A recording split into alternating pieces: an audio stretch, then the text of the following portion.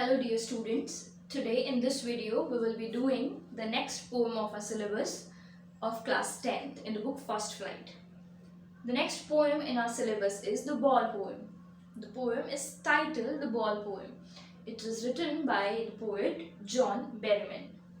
Now John Berryman, before the poem, again I would talk about the poet. John Berryman is an American professor, scholar and writer, a poet. Now, he is another famous American personality in the field of literature. His most famous artwork is the Dream Songs, which is a sequence of 385 songs. He has also been awarded with numerous awards and prizes, two famous being the Pulitzer Prize and the National Book Award.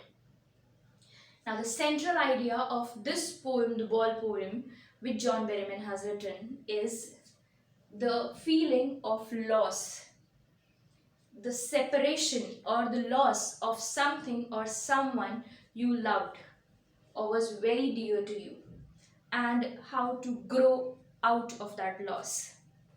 The theme of the poem is the feeling of loss and the ability to come out of that loss.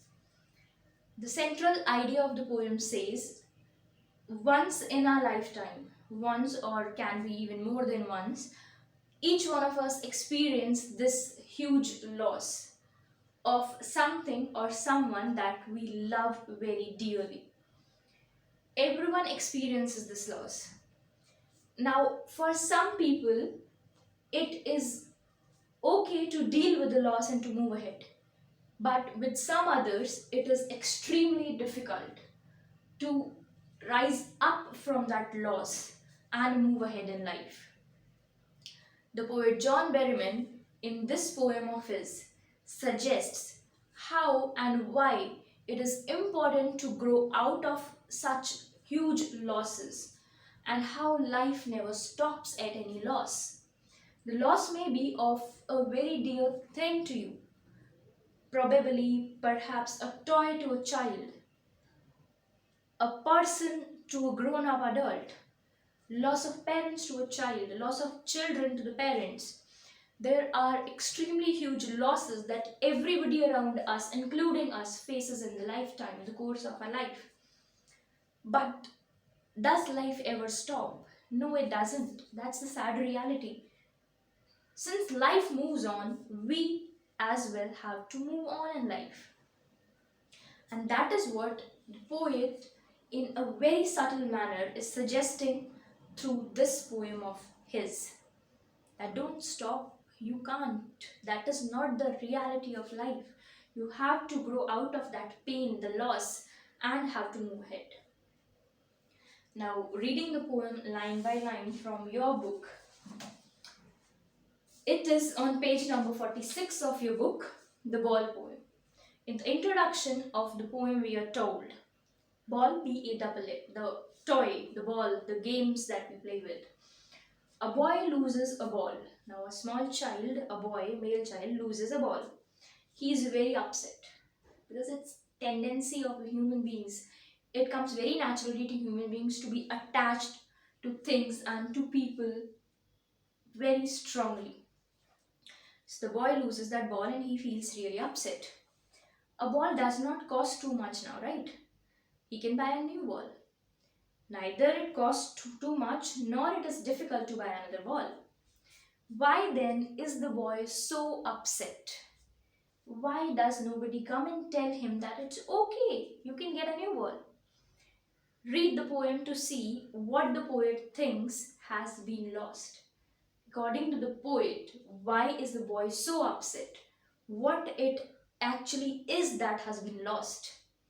And what the boy has to learn from this experience of losing something. The poem is not divided into stanzas, though it's not a very huge poem as well. I'll go line by line to the reading of this poem. Sorry. What is the boy now who has lost his ball?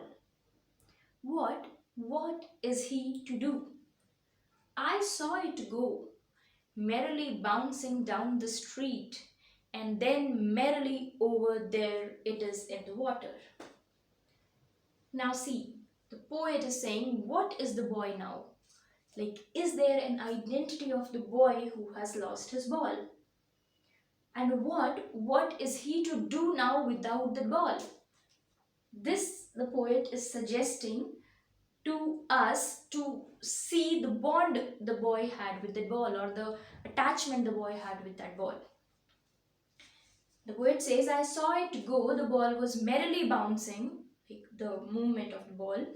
It was very happily as if it was bouncing down the street, and then it went merrily over there in the water. Perhaps there's a pond or a lake or a river ahead of the street, and it went there, now it's in the water. No use to say, oh, there are other balls. The poet says that now there is no use to tell that child that, beta, there are other balls, don't be upset, it's okay. That's what we often do, right? But here the poet is saying there is no use to say that. Why?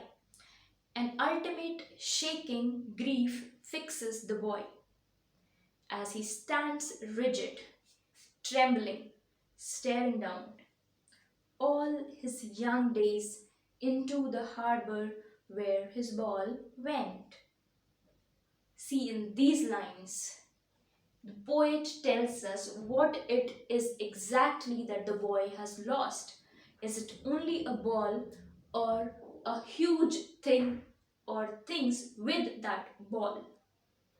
The poet says the child, the boy, he is in an ultimate grief. An ultimate shaking grief has struck upon the boy, has fixed the boy. And as he's standing there rigid and firm, he's trembling, he's staring down towards the ball, towards the way from which the ball went. Why is he staring down there? Why he's so rigid? Because all his young days, all his boyhood, into the harbor where his ball went. Because along with this ball, all his young days, boyhood days have also gone. Where his ball has gone. If he has lost his ball, it's not just the ball, but it is his childhood, his boyhood that has gone with the ball. I could not intrude on him. The poet says, I could not go and question the boy. I could not go and start a conversation with the boy.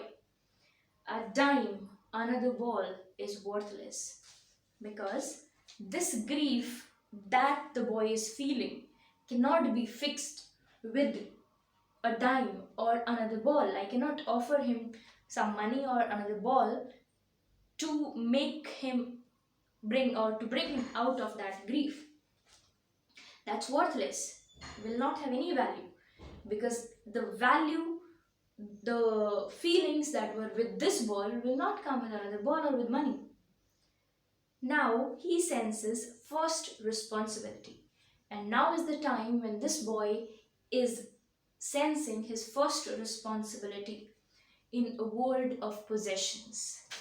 World of possessions. Now see, this world where we live in is called the world of possession. Not just by John Berryman, but many other poets and writers in their masterpieces have expressed that this world that we live in is a world of possessions. Be it material things, relations, family ties, or any other foundations. We survive because we possess. And now these possessions can be negative and positive and can go on for a further discussion. But what is required here in this poem is to know and understand that we are a social being and we live here owing to our possessions. Positive possessions I would talk here in this poem. So in this world of possessions, he has learned his first responsibility. People will take balls. Balls will be lost always, little boy. Now what is required at this time? To make the child understand, to let the child believe that people will take away balls. Balls will be lost always. That there will be many times when you will lose things like this ball. There will be many people and many things that you will be really attached to, and you will lose those. And No one buys a ball back. Money is external. And this attachment and this feeling that you will have with those things will not be bought back. Once you have lost, you have lost. You will not get those things back because money is external. Because money is not worth the feelings or the attachment that you had with that particular object or person that you have lost. He is learning. The poet says the child is learning. Well behind his desperate eyes, this epistemology of loss. Epistemology is a study of feelings, of loss, how to stand up, knowing what every man must one day know. This is the phase of the life of that boy where he's learning that it is important to know what everybody else knows already or is bound to know at some particular stage in life. That most know many days how to stand up, that how to bear the loss and how to rise up above those feelings of loss and move ahead in life. With that, I sum up this poem, The Ball Poem by John Berryman. I hope you enjoyed this poem. This poem, especially to me, is very special and gives a very strong and special message in a very subtle manner. For the exercises and the question answers, we'll follow the same process as we do with all other contents. For now, thank you.